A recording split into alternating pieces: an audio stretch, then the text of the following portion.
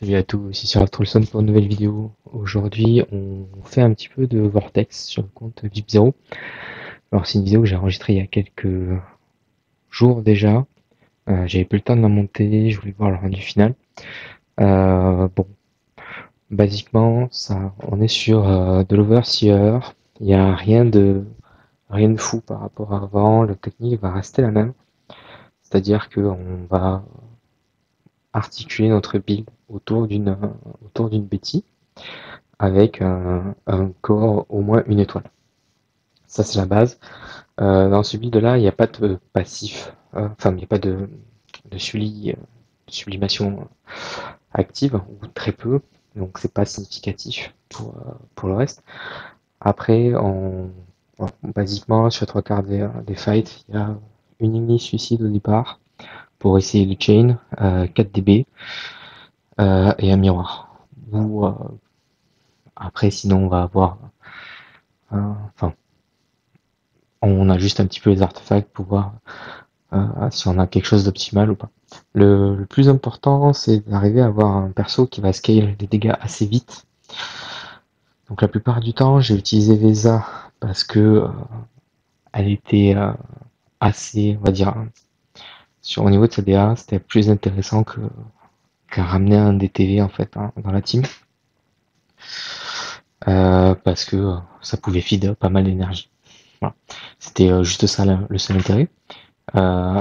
Sinon, un DTV, je pense qu'il va finir les combats plus tôt, comme on met sur la RNG. Vaut mieux taper beaucoup plus fort dès le départ. Un point intéressant là-dedans, c'est que, alors, Overseer, la première fois que j'avais fait sur mon compte à moi, euh, bon, c'était avec le corps de Betty, mais j'avais pas eu besoin spécialement d'Amenra. Là, Amenra, sur les comptes, on va dire, assez peu avancés, là on est sur un VIP 0, c'est hyper important parce qu'en fait ça tue des fights d'une manière assez impressionnante. Euh, Typiquement, il y a des fois où c'est juste Amenra qui fait des dégâts parce qu'elle vit. Juste en vivant, Lane Linkers va faire quelque chose de phénoménal et ça devient vraiment le héros le plus fort. Après, il n'y a rien de particulier sur la stratégie. On va être comme d'hab. On ne dépense aucun signet avant Overseer 2. Donc c'est-à-dire que 6-4, enfin 6-5-4-3, on est capable de les faire sans signet, juste avec le truc de base. Alors dépenser des signets, ça réduit la RNG, donc ça réduit le nombre de gemmes à dépenser, mais sinon, ça reste quand même viable.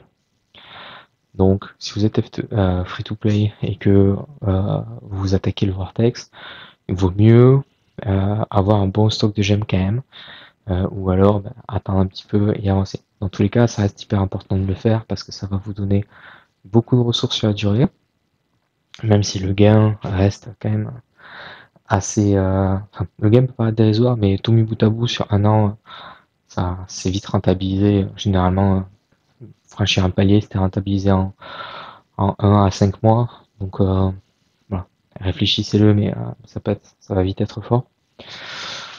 Voilà, donc après, dans le build, on continue avec une Jara parce que c'est important d'avoir une deuxième source de CC parce que c'est toujours assez fort. Et après, on ramp up sur les dégâts qu'on peut. Donc on a globalement 3 héros, on va dire, libres de choix. Si on part du principe qu'on a besoin d'une Jara, d'une Betty et d'une Amenra.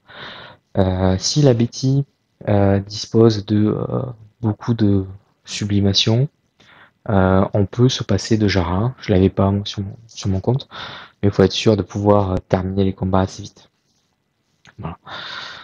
Donc bon, tout ça pour vous dire, le Vortex reste jouable.